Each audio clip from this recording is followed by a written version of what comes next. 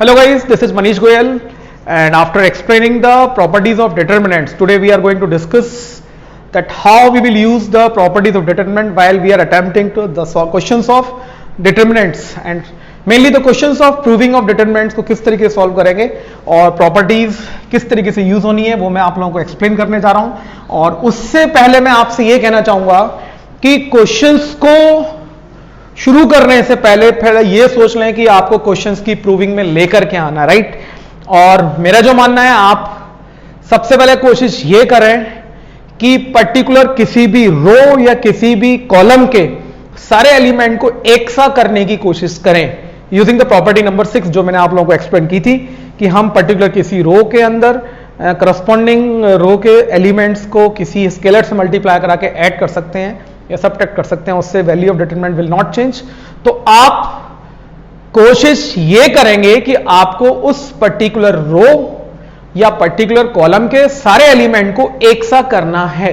अगर ऐसा करने में आप सफल हो गए तो ये समझ लीजिए क्वेश्चन आपका पूरा कंप्लीट हो चुका है, राइट। और ऐसा करने के बाद फिर आपका अगला जो टारगेट रहेगा वो ये रहेगा कि आप किसी पर्टिकुलर रो या पर्टिकुलर किसी कॉलम के अंदर 2 जीरो इंट्रोड्यूस करने की कोशिश करेंगे, राइट।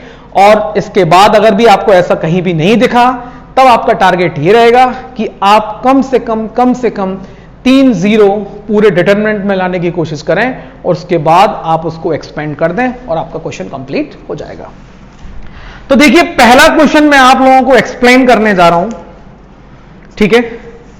डिटरमिनेंट का पहला क्वेश्चन एनसीईआरटी सॉल्यूशन है। तो क्वेश्चन क्या है वो आप समझ लें। तो पहला क्वेश्चन है आपका x y z x square y square z square, उसके बाद yz zx xy, राइट। और हमें जो प्रूविंग करनी है, प्रूविंग में हमें लेके आना है x minus y, y minus z, z minus x, then xy plus yz plus zx। देखिए ध्यान से, मैंने आपसे क्या बोला कि सबसे पहले आप ये देख लें कि आरएचएस में दे क्या रखा है। अगर आप यहां से आरएचएस में देखेंगे तो आपको 1 2 3 4 टर्म लेके आने हैं, ठीक है। तो यहां पर आपका टारगेट क्या रहेगा, किस तरीके से प्रॉपर्टी को यूज करना है। तो आप x माइनस 1 जब ही आएगा जब आप रो 1 में से रो 2 को माइनस करेंगे। देखिए ध्यान से, राइट। अब बच्चे कहते हैं सर यहां कैसे आएगा, तो मैंने आपको प्रॉपर्टीज बता दी थी, x square minus y square.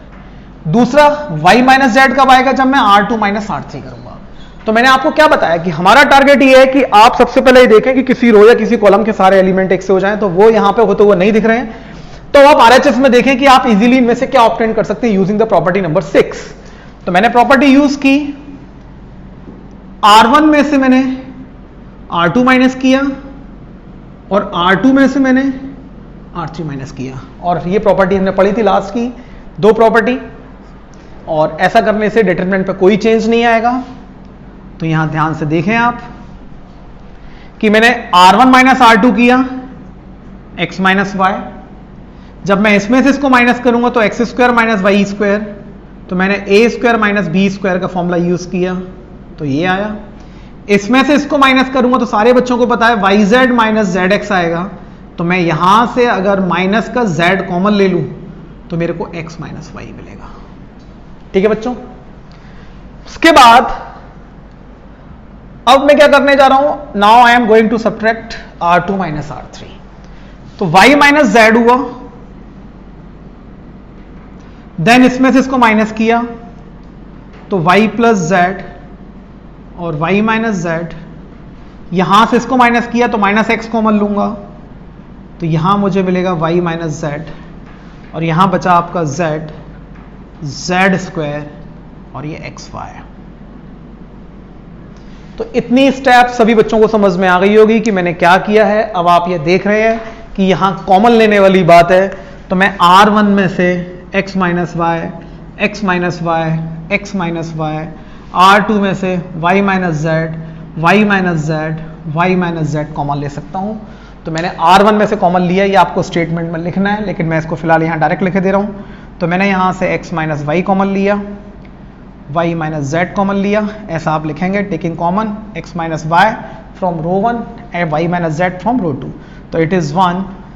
यहाँ बचा बच्चों x प्लस वाई, यहाँ बचा माइनस जेड, यहाँ बचा 1, यहाँ बचा y प्लस जेड, यहाँ बचा कितना माइनस एक्स, यहाँ बचा z, यहाँ बचा z स्क्वायर और यहाँ बचा एक्स वाई। देखिए बच्चों, यहाँ तक सारे बच्चों को क्लियर हो गया होगा कि मैंने किस तरीके से क्वेश्चन को सॉल्व किया है। तो मेरे पास एक टर्म ये आ चुका है, एक टर्म ये आ चुका है।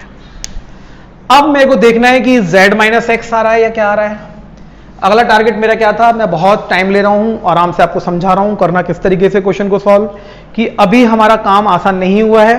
अभी हम देखें इसमें हम क्या ऑपरेशन और लगा सकते हैं। तो देखिए, अगर मैं R1 माइनस R2 कर दूं, ध्यान से मैं R1 माइनस R2 करूंगा तो यहां 0 आ जाएगा, इसमें से इसको माइनस करूंगा तो y से y कैंसिल होकर x माइनस जेड आ जाएगा, और यहां इसको माइनस करूंगा तो यहां भी मेरे को क्या मिल जाएगा x माइनस जेड।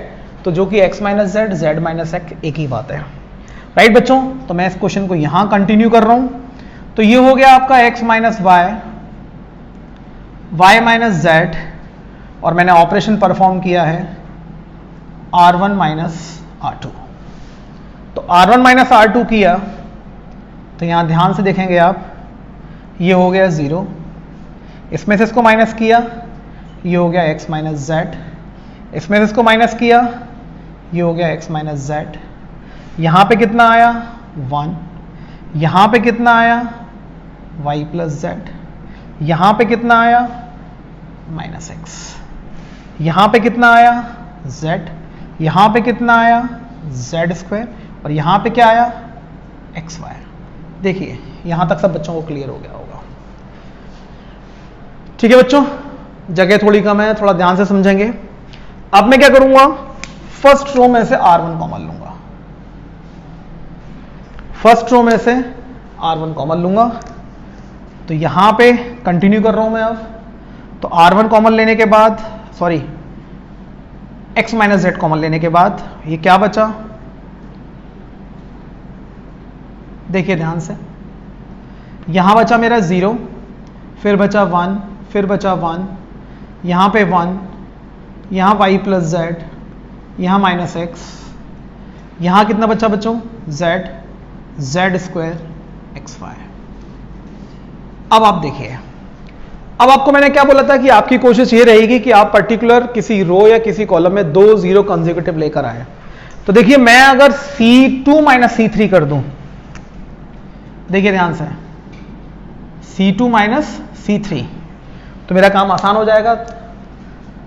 तो मैंने यहां पे जो प्रॉपर्टी लगाई, x minus y, y minus z, x minus z, ये 0 1 z, ये 0, ध्यान से देखिएगा, यहां इसमें से इसको माइनस किया तो x plus y plus z, यहां इसमें से इसको माइनस किया z square minus x y, यहां कितना बचा 1 माइनस एक्स एक्स वाई। तो अब आप यहां देख रहे हैं कि मेरे पास थर्ड रो के अंदर, सॉरी फर्स्ट रो के अंदर 2 एलिमेंट लगातार 0 मिल चुके हैं। तो मैं इसी रो के अलोंग एक्सपेंड करूंगा क्वेश्चन को, और अब मेरा आंसर क्या आएगा, expanding along R1, expanding along R1। तो मैं इसको R1 के अलोंग एक्सपेंड करने जा रहा हूं। तो सारे बच्चों को मालूम है कि ये वाला एलिमेंट 0, ये वाला एलिमेंट 0, मेरे को केवल इसके लिए सॉल्व करना है। तो इसका मल्टीप्लाई इससे होगा और इसका मल्टीप्लाई इससे होगा। तो यहां देखें सब बच्चे ध्यान से, तो ये हो गया z square minus x y, मैं इसका मल्टीप्लाई ऐसे करूंगा तो माइनस का जेड एक्स, फिर कितना आएगा माइनस का जेड वाई, फिर कितना आएगा माइनस का जेड स्क्वायर। सारे बच्चों को मालूम है जेड स्क्वायर से जेड स्क्वायर कैंसिल हो जाएगा, अब मैं इसमें से कितना कॉमन ले लूंगा, तो बाहर जो टर्म चल रहे थे हमारे पास वो x minus y, y minus z, z minus x minus z था ये वाला टर्म। तो मैं इसमें से अगर माइनस कॉमन ले लूंगा तो ये मेरा z माइनस एक्स हो जाएगा और बाहर माइनस का साइन आ जाएगा। ऐसे ही मैं इस वाले टर्म में से माइनस कॉमन ले लूंगा तो it will be x y plus y z plus z x. Right बच्चों, तो ये दोनों माइनस माइनस क्या हो जाएंगे, प्लस। और इस तरीके से हमारा ये क्वेश्चन कंप्लीट हो गया। तो घबराने की बिल्कुल ज़रूरत नहीं है। अभी आपको लग रहा होगा कि इतना बड़ा क्वेश्चन, टाइम टेकिंग, 10 मिनट लग गए हैं। मैंने आप लोगों को एक्सप्लेन किया है। एक बार जब आपका रिदम बन जाएगा तो क्वेश्चन आपको आसान लगेंगे। और इस तरीके से आप क्वेश्चंस करने की कोशिश करें आज। और in next video we will go to the next questions of your text book. Till then, thank you so much. Stay home, stay safe, stay healthy. Thank you.